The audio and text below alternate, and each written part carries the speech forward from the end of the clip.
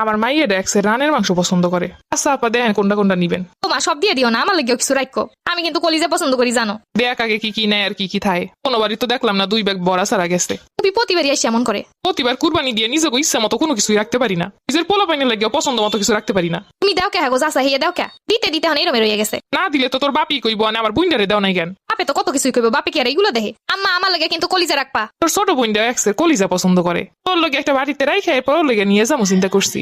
প্রতি বছরই তো আপনি নিয়ে যান বাড়ি বইরা বইরা। মানুষের বাড়িতে কলিজা 3 দিন পর্যন্ত বুনা করে খায়, আমাগো বাসায় একদিনের পর আর শুয়ে দেই না। আমি ভাগ করলে সবসময় তোগো লগেই বেশি তুই। বুঝতে পারছি বাইর বাড়ি তারা বেশি আওন যাইব না। মা আমার লাগে সাদা কলিজাও নিবা, আগেরবার মনে আছে? এখন আবার কেড়ে আইলো। ও ফুপি আজকে আপনারা আইলেন? হয় কে তোগো বাড়ি আওন যাইব না? কালকে রিত আজকে আমাগো বাসায় লেগেই যে গেলাম। আমরা তো এবার কুরবানি দেই নাই। চিন্তা করছি তোরা 2 ভাগের কুরবানি দিছ তাই তোগো বাড়িতে চললাই। তাই তো আমাগুই আমরা খাবো না কেডাই খাইবো। ফুপি আপনাকে তো কুরবানি করা ফরজ হইছে, আপনারা কুরবানি দেন নাই? এবার চিন্তা করছি